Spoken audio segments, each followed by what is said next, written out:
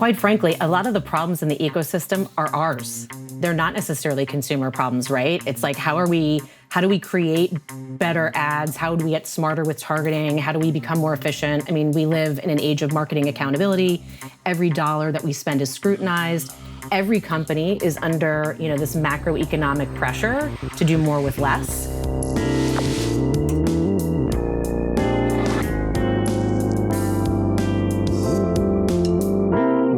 Welcome to the HumanTell podcast, where our category-leading insights professionals share a little bit about what we're learning here at HumanTell. And we do this alongside cultural experts who provide additional perspective so that we can all learn and better understand why people do what they do. I'm Lolita Morrow, Vice President of Brand Partnerships at Genius and host of the HumanTell podcast. So, today, we're diving into a conversation that's dominating boardrooms, brainstorms, and literally budgets across the advertising world. Artificial intelligence. I thought about making this a drinking game every time we said artificial intelligence, but I feel like in 5 minutes it would have got really sloppy, so we won't do that. So for the last few years, the industry has been obsessed. Sharper targeting, more relevant ads, creative at scale. But here's the thing. Consumers are telling us a very different story. In a new study from the HumanTell Collective and Cooperative, we surveyed over 4,000 Americans. What people want from AI in advertising actually isn't more. It's less. They want fewer ads, fewer repeats, and definitely no ads for things they've already bought. I just recently purchased a homemade ice cream maker, and I'm still getting those same ads. But in fact, 42% of AI, 42%, say that AI makes them nervous about the future. I'm raising my hand because I'm one of them. And only 25% believe it will actually make life better. So while this industry is racing ahead, consumers aren't exactly embracing AI. They're accommodating it. And yet, at the same time, AI has become the fastest growing product discovery channel, outpacing search, social, and everything else that we've measured. That means the window to define what responsible advertising looks like in this new era is open, but maybe not for long. So today we're asking, what do we do with a consumer who is curious but cautious? Using AI every day, but not fully trusting it. Where does AI make our work better? I think about this all the time. And also, where does it strip away that human touch that really makes brands worth following in the first place, right? So to unpack all of this, I'm joined by two leaders who are sitting right at the intersection of innovation and consumer reality. Let's welcome Justin Frum, Head of Insights and Thought Leadership at Samsung Ads, and a key contributor to this HumanTell research. Welcome, Justin. Hey, Lolita. So good to be with you. How's it going? Thank you. And also Michelle Donati, Chief of Futures at Horizon Media, where she's helping brands really navigate what's next in this rapidly evolving media landscape. Welcome, Michelle. Thank you, Lolita. It's wonderful to be here. Awesome. So why this work and why now? So before we get too far into what this means, I want to start with why this work even exists in the first place. Because in a space moving this fast, the questions we choose to ask matter just as much as the answers we get. So Justin, I'll start with you because you were a co-author of this work, along with the other members of our media group. So I want to ask you, what questions were you trying to answer that other research in this space really wasn't addressing? So I think of myself as adding context, right? My job here at Samsung Ads, and my job really over the last 20 years in ad sales research has been to add context to what's happening in the business. Whether that was 20 years ago when I started at ABC and I was offering insights to our sales teams about kind of just what the adoption of media utility was like outside of their little world here in New York or Los Angeles. The fact that they are, media forward people and media curious people, it's important for them to understand just what's happening amongst consumers more generally. Or, now today, 20 years later, here at Samsung Ads, when we're talking about the 80 million television sets that we have in the marketplace and the more than 60 million households that we reach, what does that mean in context for the folks that we're talking to? And so when we thought about, the media collective at HumanTel thought about what we wanted to be kind of investigating. To your point, Lolita, AI was an obvious answer because it's on everyone's lips. It is kind of the topic du jour for the last couple of years, right? We've maybe moved from the year of mobile to the ongoing year of AI, right?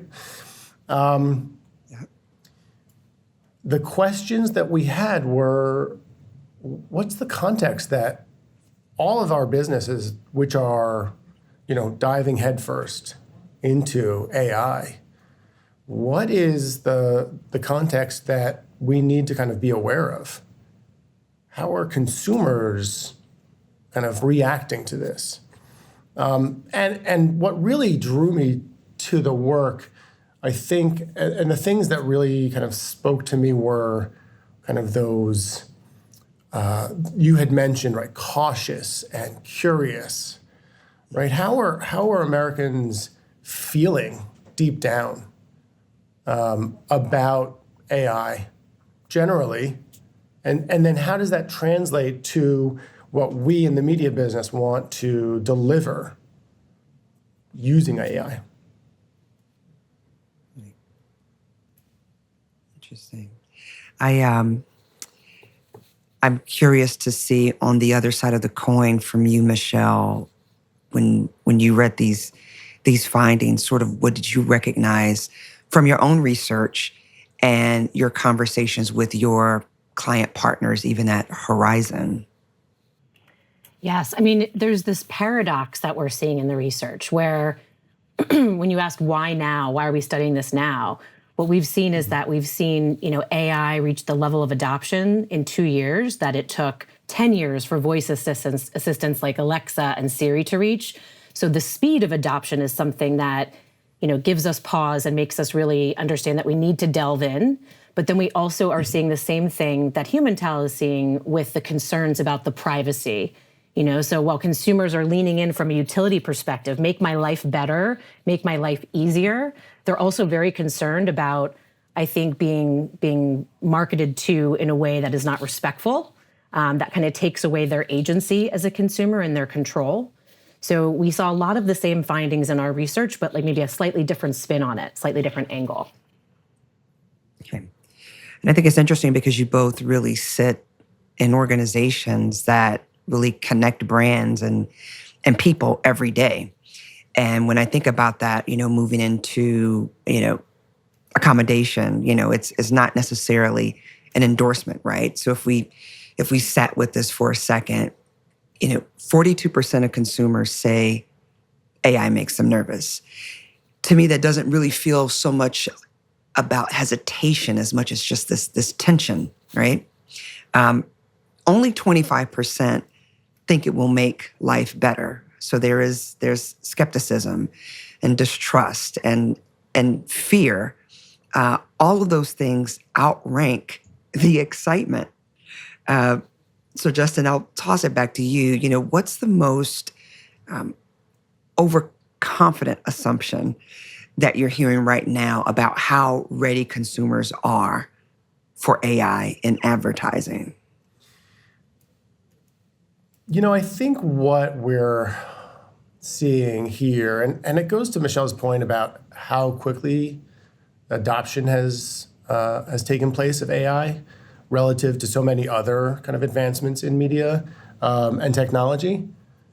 I think we're seeing a lot of kind of just translation of how we think about digital media, digital advertising, even, kind of digital technology from a consumer standpoint. And we're just kind of seeing that those feelings applied to AI.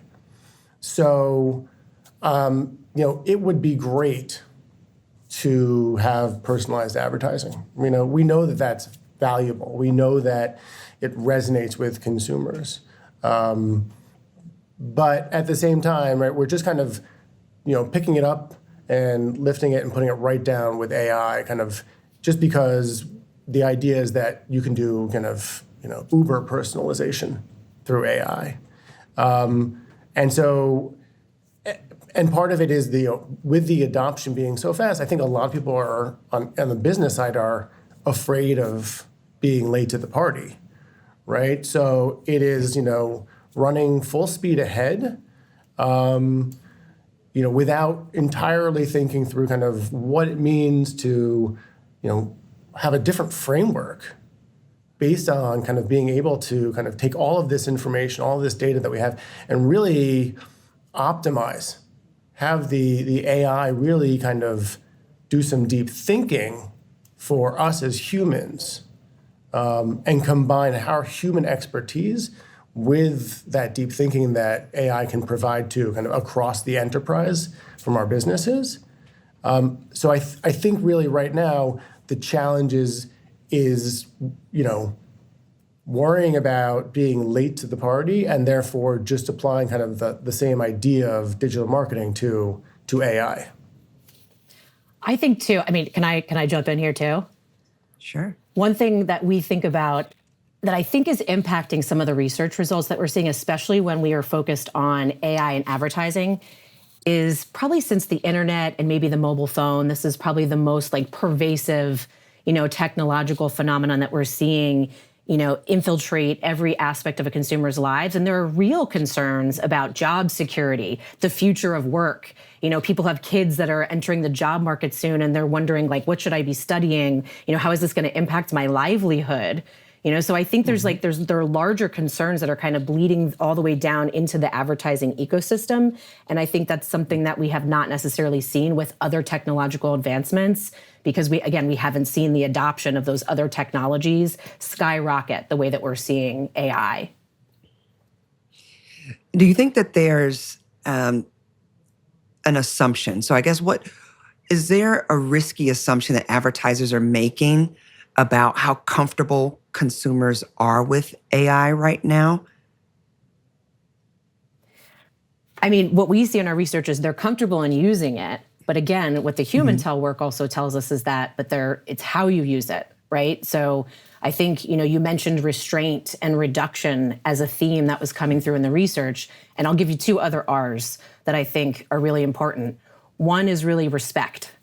So I think as long as we're using the AI technologies in a way that respects the consumer relationship that they have with brands, then they're okay with it because we can provide them relevance. We can provide them that utility in the ad experience that they're finding in their everyday life when they're researching, trips, itineraries for trips, or when they're doing price comparison shopping, or, not having to read 200 reviews to decide if you should buy that pair of boots because you're getting an AI summary, when you're on Amazon or another platform. So I think that is one of the things that is really important when we think about, the deployment of AI technologies in the advertising ecosystem is really about maintaining that respect for the consumer, and maybe not always using it in the most overt way. I think we've seen marketers go to the lowest hanging fruit, which is creative versioning, right? Or not, doing a million different photo shoots if you're J.Crew or a fashion advertiser, right? Then you end up with a leg that's on backwards or, a very obvious dupe, a very obvious deep fake. And then you get the notion of slop, right? That's not respect for a consumer, right? When you're putting slop out there to save dollars, production dollars, that's a lack of respect for your consumer audience. And that's where it really breaks down.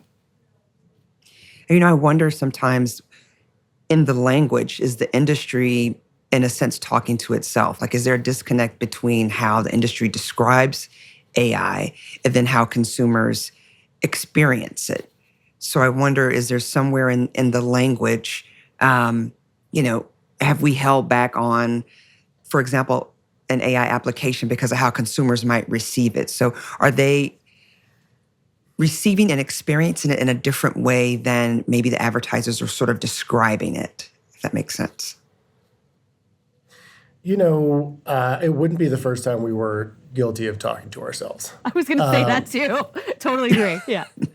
Right? I mean, it's like, we eat, sleep, and drink this stuff, and we think it's like the most important thing in the world. And consumers, they just go about their lives. But I think that goes back to Michelle's point about respect, right? It really is,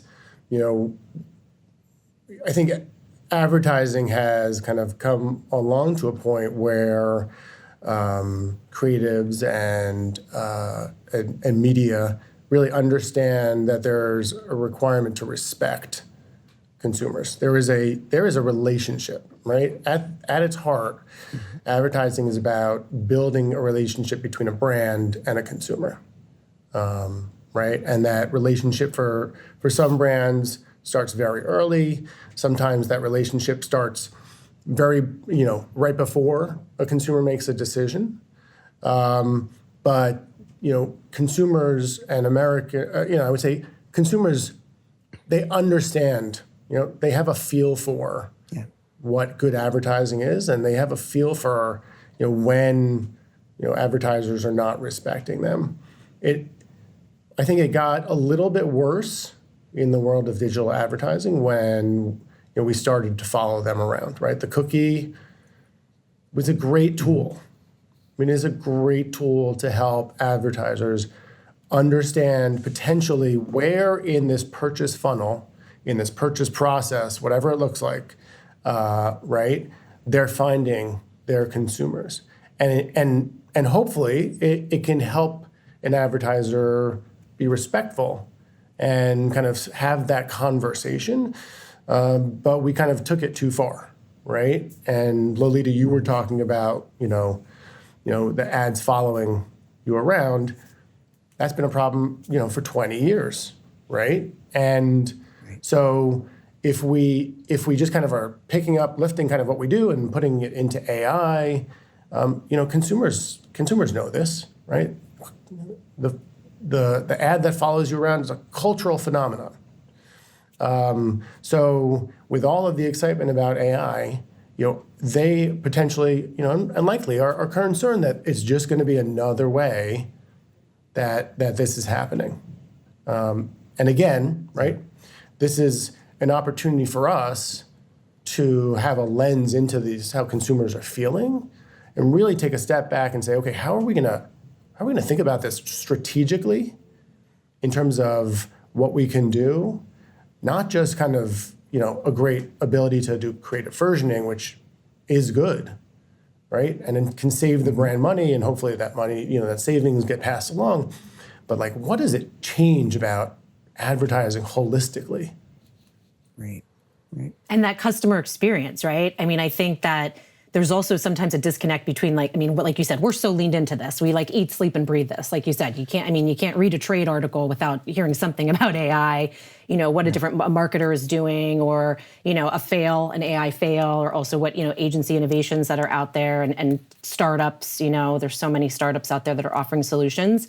I think when you're providing utility, like I think about the days when you needed customer service from, a company, and you're dialing a random 1-800 number, and you're waiting and you're hitting prompts and all this stuff. Chatbots have been around for how long? For years, and consumers are engaging with those and getting to their answers faster. And like I've experienced it myself, where I'm like, wow, I thought this was going to be a horrible experience because it was a chatbot, but it actually did pretty well in answering my question. I didn't have to wait on hold. I didn't have to press a number of different options. So I think as long as you're providing that utility that makes their lives better and easier, then that's where the success lies for a brand. I think we, of course, being part of this ecosystem, have to make every dollar work as hard as possible. So we're going to be focused on a much broader application across that ecosystem. Yeah. It's interesting. So I'm thinking about if consumers aren't fully bought in, right? And maybe aren't even fully comfortable, then to me that sort of raises a bigger question for all of us sort of building in this space. Are we solving the right problem, or are we just solving sort of more efficiently?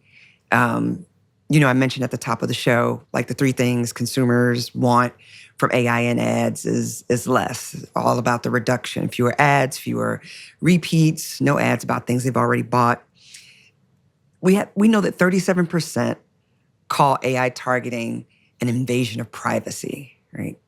And only 22% are actually comfortable with it. But then we also know that they don't want AI to restrict their options. So it's a little bit all over the place. So I'll point this towards you, Michelle. This is a place where some of the work that you've been doing at Horizon offers a slightly different point of view from the HumanTel work on what consumers actually want AI to do for them. Let's sort of start with your thoughts on what problems in the ad sort of ecosystem consumers really want AI to solve. I mean, quite frankly, a lot of the problems in the ecosystem are ours. They're not necessarily consumer problems, right? It's like, how do we create better ads? How do we get smarter with targeting? How do we become more efficient? I mean, we live in an age of marketing accountability. Every dollar that we spend is scrutinized. Every company is under, this macroeconomic pressure to do more with less. So I think there's a natural inclination for us to lean in here.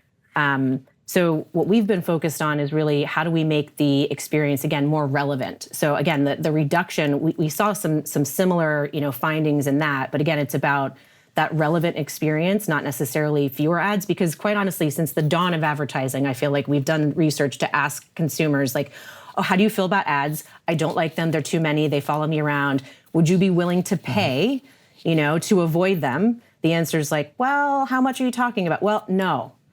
So I think there is a value exchange that consumers are comfortable with, whether they'll say it or not, as overtly, is a challenge that we all face and something that we have to navigate. I think that, when it comes to commerce, for example, like we just released a report on agentic commerce to say, like, are people actually going all the way through? So like we've talked a lot about AI for discovery, AI for research, but when it comes to actually commerce, what we found is that people who have engaged in agentic commerce have this automation hangover where, they feel good about it at the time. And then afterwards, there's like kind of this regret, like this concern of like, well, wait a minute, maybe I shouldn't have done that. Like, what did I just give up in order to make my life easier, right? So like we'll see 44%, of consumers will say, I want a faster and easier process, right? I want to be able to get what I want and get out and get it to my house in, a day. And 42%, want relevant recommendations. But then we're also seeing, again, like this aftermath of, well, maybe that wasn't the best choice for me. How much trust do I really have in that recommendation? So it's a very interesting balance that we have to navigate. So from a campaign perspective, if you could share, I don't know, is there a campaign where maybe less actually outperformed sort of more relevant? I mean, I'll take a spin on less and call it like more precision, right? So I think we've been able to, for some of our advertisers, their products are not necessarily as mass, as we're not selling toothpaste sometimes. Sometimes we're selling something that's very specific, that meets a very specific need for a consumer. I need a new windshield replaced because, something happened on the highway, there was a storm. And, that is very much about the right time, the right person, the right geo. So I think when we've used AI and the data signals that we can capture around those different factors, we've been able to provide better results for our advertisers and also for the consumers because they're not receiving ads for, windshield replacement when they don't have a car, or, there hasn't been a storm recently, or they're not a driver, So I think when we were able to create, again, that more precision reach, if you will. So it's not necessarily fewer impressions, but it's fewer wasted impressions, right? So it's like, don't send me an ad for diapers when I don't have a baby. right? It's that type of thing. Again, it's like relevance and reduction kind of interwoven is where we see the most campaign success. I think also in the pre-campaign, part of our process, we've been able to utilize, AI tools for creative scoring, for predictive scoring, so that the messaging is a lot more relevant and will resonate a lot more with those consumers. So instead of just, kind of spraying and praying, which I think is what, many advertisers have done for a long time, is like, well, I love this creative, you love this creative, the focus group loves this creative, let's just throw it out there and, wish and hope. I think that's another place where we've been able to, again, create the better ultimate experience. So, fewer versions actually of creative by pre-testing it and understanding what will the consumer response be in a way that, is more efficient for the advertiser and also, again, better for the consumer at the end of the day. So that sort of answered my follow-up question. So I guess it's not necessarily bad for the ecosystem. So if restraint or more precision is sort of like this new pitch, it doesn't really mean fewer impressions, but just it's more pointed, I guess, That makes sense. All right. Yeah, it could be more pointed. It can also be, Michelle was talking about, right, the economic pressure that advertisers are under to make every dollar count. So there's a lot of focus on performance, and there's, the continued acknowledgement that brand advertising is also important. And when Michelle was talking about, the work being done to understand the message intention and how well the intention of a brand message will work, I think AI can also help us understand on the back end how better to measure. Right? Because if you think about kind of the process of advertising now, right, it's creative strategy to creative development, gets handed off to media strategy, and then it gets there's media planning, and then there's buying that's done. And it's hard to make sure that the strategy that went into that ad follows all the way through, and we want to make sure, on the platform side, when we are making sure that our audiences are connecting with those messages, that the kind of way we're measuring that really resonates to kind of the intention. So if we can utilize kind of AI to kind of get the right message so that, the brand is confident that the ad is doing the work that's intended, then we can kind of keep that all the way through. Right? You can have that thread connect all the way through so that when we look at all the measurement that we do, we are making sure that we're pushing, making and putting the primary focus on kind of capturing and ensuring that that message resonated, right? Because advertising does a lot of things. We measure advertising very kind of almost in a pray and spray away as it goes out sometimes, right? Let's ask lots of questions to make sure that we can show that the advertisement worked. But, being able to tie this all the way through and having AI kind of helping us understand not only how to make the creative versions, but then also once those creative versions are made compared to other ads, how well will this break through? What are the right messages? What are the relevant kind of connections that are expected to kind of fire for consumers? Then we can actually measure that very precisely as well. Yeah. And I think that's incredibly important because of kind of the demands that we have around kind of the economics of advertising. Well, and what you mentioned, Justin, about performance, we've had to reframe what does performance mean? Because we have seen this shift towards much more, the economy has been a challenge over the past few years. So we've seen, a lot of brands kind of cut what we would call brand marketing dollars and really focus on the bottom of the funnel and driving that performance media.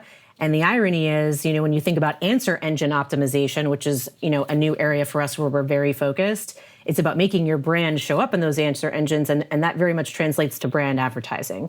So I think we're also going to see, because we're able to be more precise on the performance side, right, and have more targeted reach and more efficient reach using AI technologies and create those better experiences, I think we're also going to see brands reinvest in brand marketing that provides even more value to a consumer outside of the immediate sale, right? So like I think they're going to be able to play a bigger role in consumers' lives. One, because they have to, right? They have to be discoverable. Right. If you're not creating brand fans, you're not going to show up in the answer engine. So your owned and earned media is so much more important than it was in the past. It was always important, but I think you're seeing, it's getting its flowers again, if you will, when it comes to brand and owned and earned.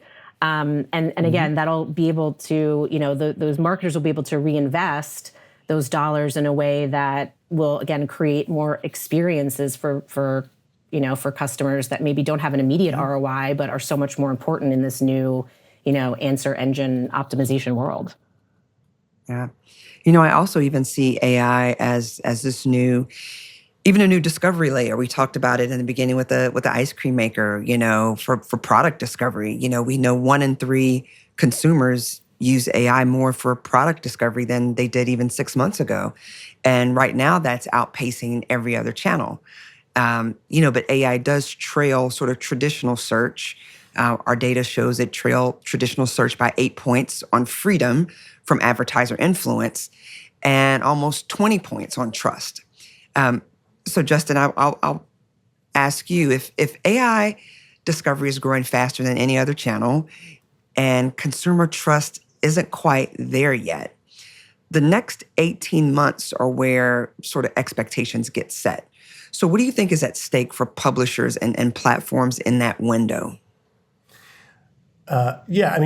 Clearly we have to make sure that there is there are some guardrails around what we're thinking about and how we're using AI.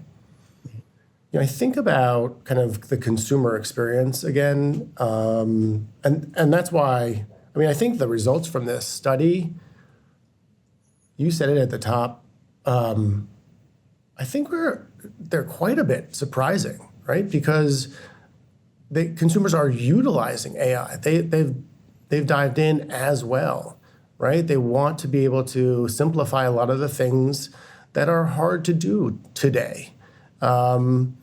But they also see that it's used in such, different ways. And the thing I think about here is I feel like that we've done this thing where we've personified AI, right? And I think that is a watch out for consumers, right? Like, how do I know if I trust this person? Right. Trusting technology is one thing. We all have technology. Technology makes lives better. It is inanimate. It is, understandable and comprehensible. The AI companies have talked, they talk about their chatbots as, in first person, right? Yeah. And that can be a real challenge. So I think, to me, when I've been sitting with these results, that's one of the things that strikes me as really interesting and really challenging. And the experience that we've had, we've discussed it here already, with AI slop and kind of images looking weird. When this kind of first happened, 12 months ago, I think there's kind of this concern, if you look at what's happening, in social video on YouTube, it's a tremendous number of the top performing channels are these AI slop channels, because it's easy to create all of this content. And it's really easy to push it out. And it really is pretty obviously weird when you watch it. Doesn't make it a bad experience, right? Doesn't make it a bad experience, but it's not like a natural experience. And that, folks get their hackles changes up. it. It changes it. Yep. Yeah. So you were talking about the chatbot. I was thinking you were talking about the chatbot. I thought about Zoe, who, she left OpenAI over the introduction of ads in the ChatGPT. And at the time, the argument was advertising sort of changes what users will say to the chatbot. And I think there's definitely some truth to that. Yeah. It goes both ways, right? Advertising changes how people will respond, right? Because we talked about that, right? The data we have talks about the type of information and data and consumers would be willing to share with AI chatbots, and the concerns that they have really kind of speak to that, right? Healthcare stuff, location. There is the sense that there's this potential kind of risk involved with it, and that the curiosity that I think guides consumer experience around AI really allows for the fact that there is the potential for what could be done. And if I come back to the idea of all that AI slop video that exists, we understand, intuitively, all of us, just how much video content we consume. And if you start to kind of think about just how easy it is to make videos and just how much we rely on videos, there is this real tension for consumers. While I'm watching all of this content, people pass me all of this information. How can I be confident in what I'm seeing? And how do I how do I trust anything now? And I think that goes back to your question, Lolita, about what do we do in the next 18 months? What is the messaging that we create as an industry, as a country, in our culture, strategically in big places, but also tactically in the advertising that we do. And that's why this research is so valuable, right? The context, the listening that we do to consumers, and hear what they have to say is so incredibly important. Yeah. It's the comfort, right? I think about comfort with these AI agents. We know that it drops really sharply, like at the commit line, and then comfort with AI sort of acting alone sits around the low 20s. Even adding myself into the conversation as a consumer, you want AI to surface, but just not necessarily sort of commit, right? But in spite of this, integration and consumer adoption of, and the show you talked about it, the agentic platforms, it really is accelerating.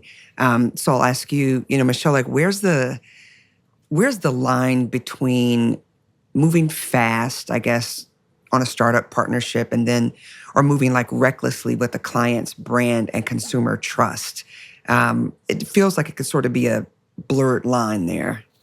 Yeah, the short answer is the line is where you're no longer giving the consumer the option to say no when you're taking away that sense of agency. That's the line that we're always trying not to cross. We have, at Horizon, Horizon OS is really our open sphere, our operating system. We have an open ecosystem, and we do work with a lot of startup partners. We have these OS labs. They're our innovation playground for our clients. And, we're taking our clients on kind of a test and learn journey, if you will, with some of these partners. There's, a lot of vetting that has to be done. And I think, any testing that we do has to be done. It has to be a scalable technology at the end of the day. But, you're gonna dip your toe in the water and test it in pretty controlled environments and controlled scenarios where you don't create too much risk for a brand, and that we can get that feedback. We can get that consumer feedback loop going and understand, is it really creating a better experience? That campaign I talked about before, some of the other campaigns that we're running with some of these partners, again, are being positioned as tests so that we can learn together. And some marketers are, very leaned in and ready to adopt and use it in a much bigger way than others. Justin, you mentioned, some of the industries that we work with at Horizon, financial, healthcare, AlcBev, there's a lot of restrictions already around those. So they're going to be a lot more conservative when it comes to, experimenting with these technologies. But that's, again, why the agency as the steward of our clients' investment plays such an important role in vetting these technologies, taking them through a very rigorous process and setting up tests in a way, again, where it minimizes risk, provides a better experience, and then hopefully, ultimately a better ROI. So that's really, kind of how we think about it. But it is challenging. There's a new one every day. It's a very dynamic space. If you had to give a bit of advice, so I guess if these if the agentic platforms, I guess, become a real channel, let's say in the next 12 months, what's one thing you'd probably tell a CMO sort of not to do? I mean, again, I would say don't take away consumer choice, like don't make it to a place where a consumer kind of slips down a path and again, has that automation hangover, because we're seeing the same, type of points that you were talking about, where 70% of people are saying, yeah, you can hunt and find deals for me. Do my price comparison shopping for me. Find my options, do my discovery for me. But only about 33% are saying that they're actually comfortable with checkout. So there's this interesting place where the industry is pushing so quickly into agentic commerce because, look, I understand these platforms need to monetize, right? So like the first place we typically think of going is to the advertising ecosystem, when you're, when you're a publisher or one of these sites. So we're pushing a little bit faster, I think, than the consumers are ready for. So what we say to our CMOs is really, come up with a test and learn plan. So don't just kind of say, oh, this looks cool, let's try this out. Understand what consumer problem are you trying to solve? What, response are you trying to achieve?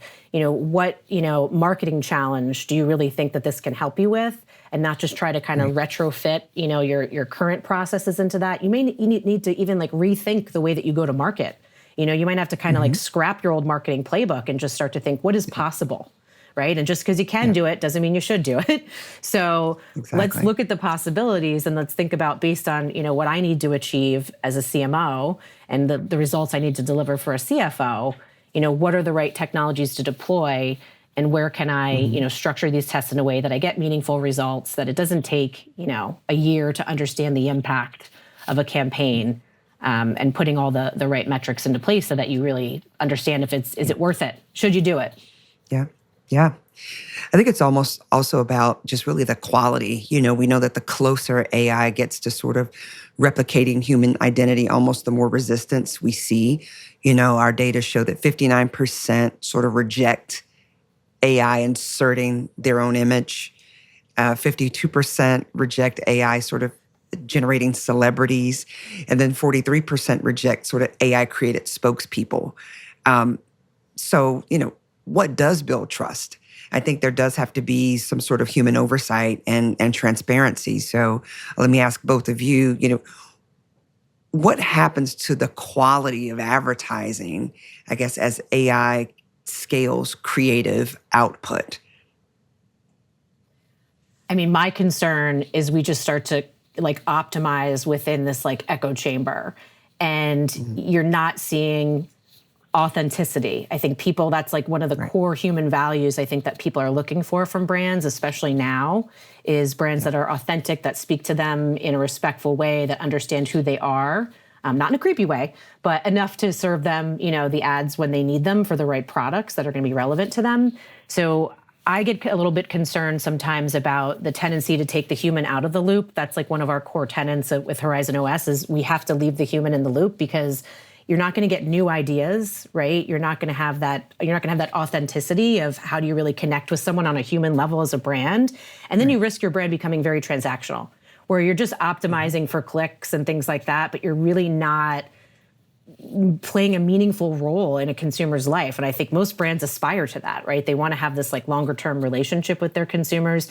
And I think there's also a cultural value to advertising. You look at like ads from, the early 1900s, a Guinness a day, recommended by your doctor. It speaks to a time, it's like a mirror for society and for culture. So I worry, just from a much broader perspective of like, if we rely on this technology too much for creative, then we lose, that human authenticity. And then you think about kind of how does that bleed into the broader culture? What does that do to people's psyche, their emotional health?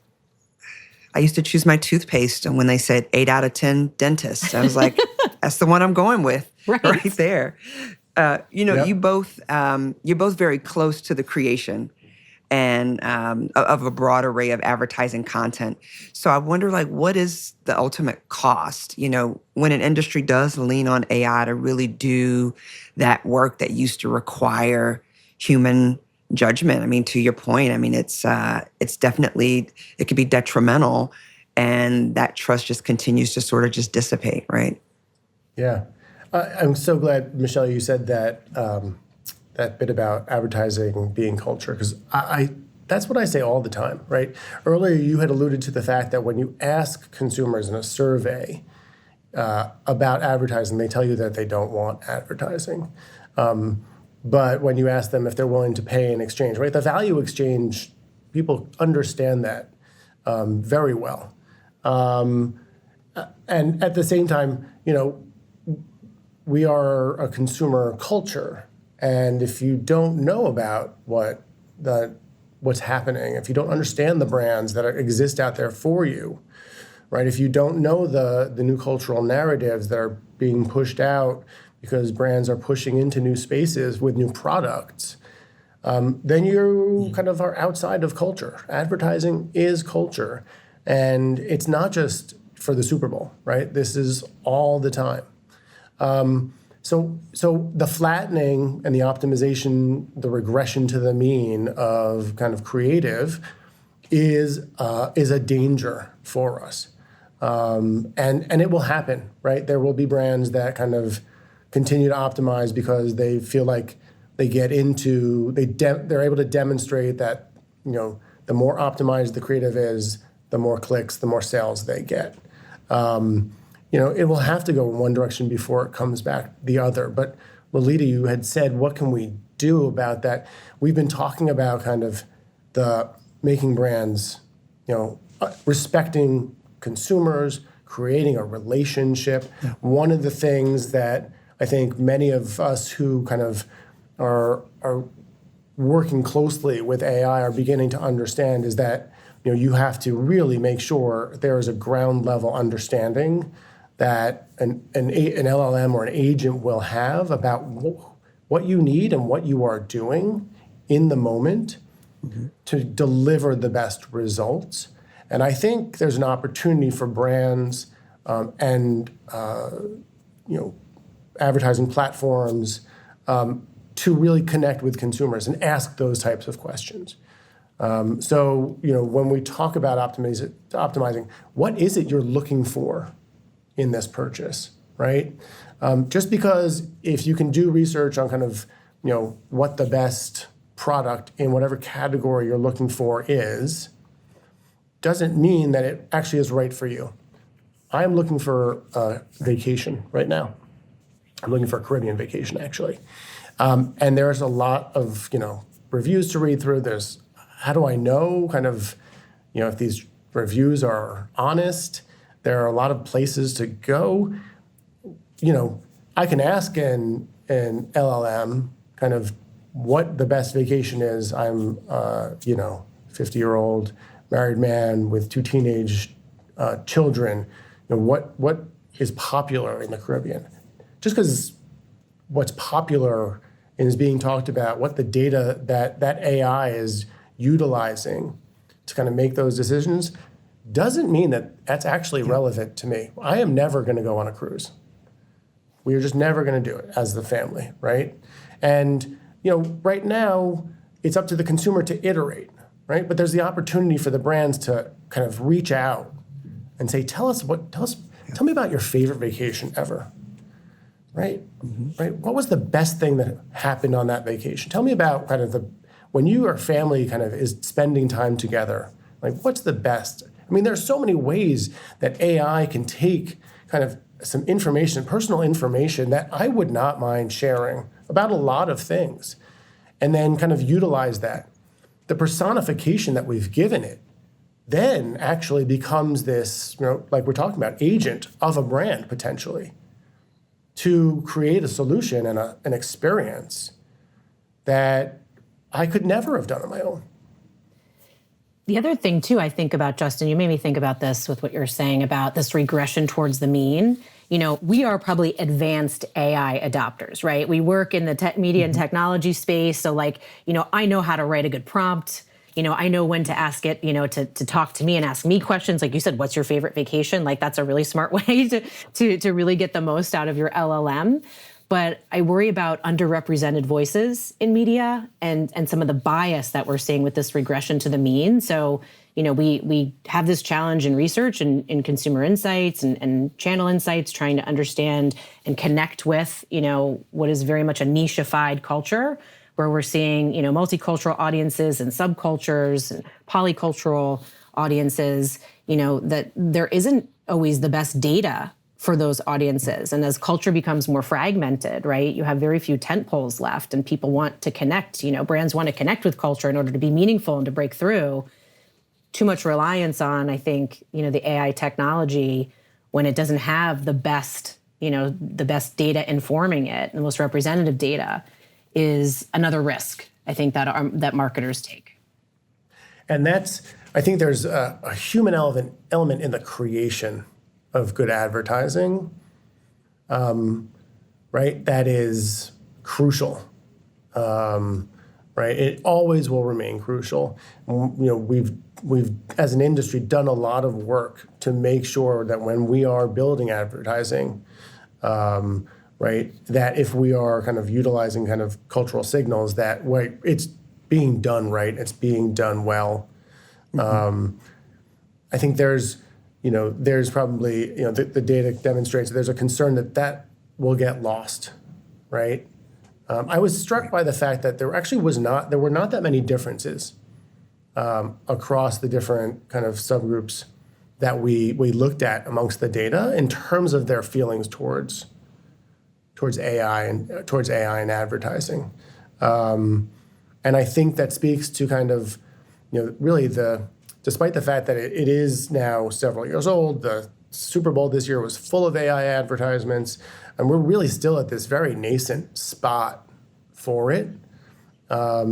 There is, that curiosity carries through across segments of this population that we spoke with, and there is a lot of opportunity here, right? And I think that's where we really want to make sure we're leaning into, to make sure that we're driving this for success, because it's going to happen to us no matter what, right? The AI will be the future, right? Like, it is a very powerful tool.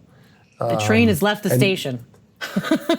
I mean, horses out of the barn. Sometimes it can feel a little overwhelming at times. So Justin, I'll stay with you. Like, what's the most exciting thing that I guess you're seeing or building with AI and advertising that consumers are actually going to want to thank us for, that we're like, well, now this is what I want. You talked about, trying to find like the vacation, is there something we can feel good about in this AI-driven future as consumers from an advertising perspective?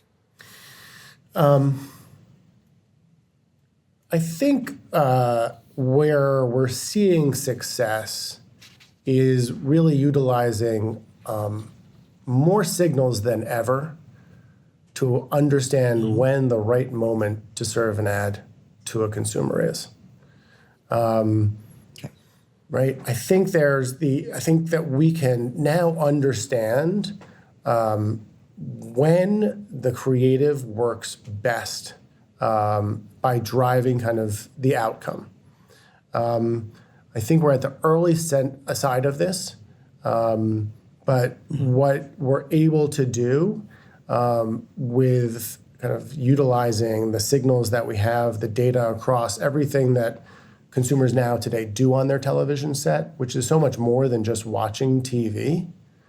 The data that comes off the device, because people are using kind of lifestyle apps, they're connecting it to their smart homes, right? All of that data utilized in a privacy-centric way, along with other data that exists about kind of, exogenous kind of experiences, the weather, time of day, the product and the product needs, right?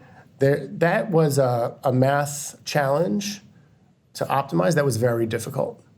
And the machine learning that we have today to be able to do that is driving a lot of actually seamless success. And so I think that's where we're starting with that. We've been focusing in this conversation on kind of the big ideas around building creative units and kind of whether or not people want to see themselves in advertising. I think from the ground up, we see a lot of success to optimize and to deliver for our advertising partners in ways that are much more efficient.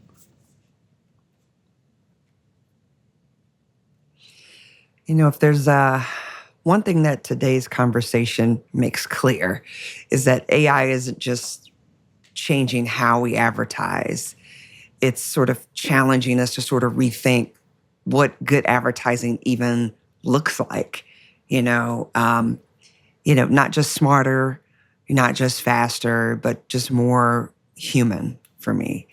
I actually want to thank you both, Justin and Michelle, for such a thoughtful conversation. And I want to thank everyone out there for listening. This has been our exploration into the evolving relationship between AI, advertising, and the people at the center of it all. Thank you all who came by to listen, and we really hope today's conversation gave you something to think about as well. And if you enjoyed today's episode, which I know you did, please, like and subscribe wherever you get your podcasts to keep learning about why people make the choices they make, even in AI. For the next podcast, we are going to shift gears a bit. We're going towards our travel group. And our travel group will explore really what drives experiences that take us beyond our routines, our bubbles, and even our comfort zones. Justin, you may want to check out that one since you're looking for a vacation. Sure. Maybe you can find some thoughtful information. Again, thank you both, Michelle, Justin, for joining us today. And until then, everyone else, stay curious. Thank you.